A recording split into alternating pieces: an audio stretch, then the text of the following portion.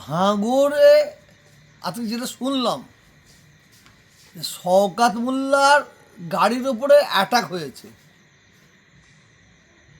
এটা শোনার পরে আমি খবরে দেখলাম ভাঙড় ক্যানিংয়ের মানুষ বলছে এটা একটা প্ল্যান। কারণ এটা প্ল্যান করিয়ে শওকত মোল্লা করেছে। ভাঙড়ের ক্যানিংয়ের মানুষ কোনো দিন চায় না ভাঙড়ে অশান্তি হোক, ক্যানিংয়ে অশান্তি হোক, ভাঙড়ে কোনো মায়ের কোল খালি হোক, বোনের কোল খালি হোক, কোনো বাচ্চা অনাথ হোক, এটা চায় না। সামনে ভোট, ও শওকত বহুত চাণক্যমাল, ও এক যন্তর, ও পাক্কা এক জিনিস।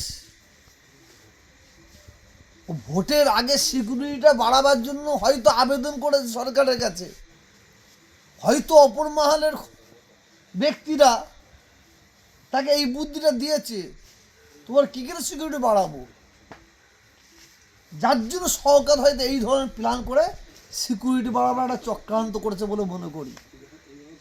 আর দ্বিতীয়,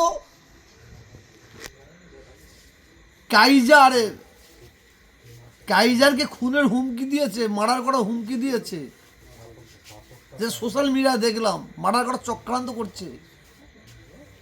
কাইজার মুখ খুলেছে, সেটা ধামাচাপা দেওয়ার একটা চক্রান্ত চলছে, সেটা ধামাচাপা দেওয়ার একটা চক্রান্ত চলছে বলে এর মধ্যেও একটা গন্ধ পাওয়া যাচ্ছে। আর একটা হচ্ছে তৃতীয়,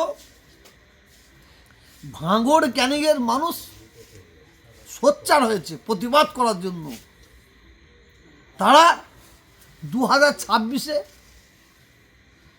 শওকত মোল্লার ঘুম হারাম করে দেবে, ঘুম হারাম করে দেবে ভোটের মাধ্যমে, লড়াই করে নয়, বোম মেরে নয়, ভোটের মাধ্যমে শওকত মোল্লার ঘুম হারাম করে দেবে। সেটা শওকত মোল্লা হয়তো আগে থাকতে বুঝতে পেরে গেছে, যার জন্য ওই আইএসএফের কিছু প্রার্থী আছে এই ইস্যুতে তাদের ঘরে অ্যারেস্ট করার একটা চক্রান্ত চালাবে। তাদের কোনো ইস্যু পায়নি,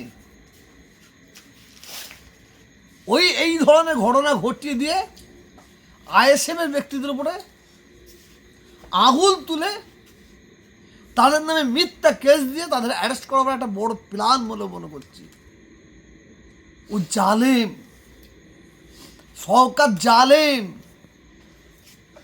ও আবু জেহেল, ও ফিরাউন, ও নমরুদ, ও দাজ্জাল, ও ভাঙড় ক্যানিংয়ে আগুন জ্বালাবে, তছনছ করে দেবে, এই প্ল্যানও চলছে। কিন্তু ভাঙড় ক্যানিংয়ের মানুষ ওর এই প্ল্যানকে, চক্রান্তকে শেষ করে দেবে ভোটের মাধ্যমে। 2026-এ মানুষ দেখবে, ও আগে থাকতেই বুঝতে পেরে গেছে ওর পায়ের তলে মাটি পড়ে যাচ্ছে, যার জন্য ওই কাইজারের ইস্যুটাকে চাপা দেওয়ার জন্য মিথ্যা কেস দিয়ে আইএসএফের ভালো ভালো ছেলেগুলোকে অ্যারেস্ট করার জন্য এই ধরনের একটা প্ল্যান করছে বলে ভাঙড় ক্যানিংয়ের মানুষের কাছ থেকে খবর পাচ্ছি। কেন শওকত রোজার সময় আল্লাহর কাছে দোয়া চাই, আল্লাহর কাছে দোয়া চাই, আল্লাহ যেন ওকে নেস্তে নাবুদ করে দেয়, আল্লাহ যেন ওকে নেস্তে নাবুদ করে দেয়। ও আমার আব্বাজানকে ছোট বড় কথা বলেছে, দাদা হুজুরকে আমাকে ছোট বড় কথা বলেছে, ও ইসলামের প্রতি আঘাত দিয়েছে, ও কোরআনের প্রতি আঘাত দিয়েছে, শরীয়তের প্রতি আঘাত দিয়েছে। ভাঙড় ক্যানিংয়ের মানুষ যদি ওকে ক্ষমা করে, কিন্তু আল্লাহ ওকে ক্ষমা করবে না, এটা আমার বিশ্বাস।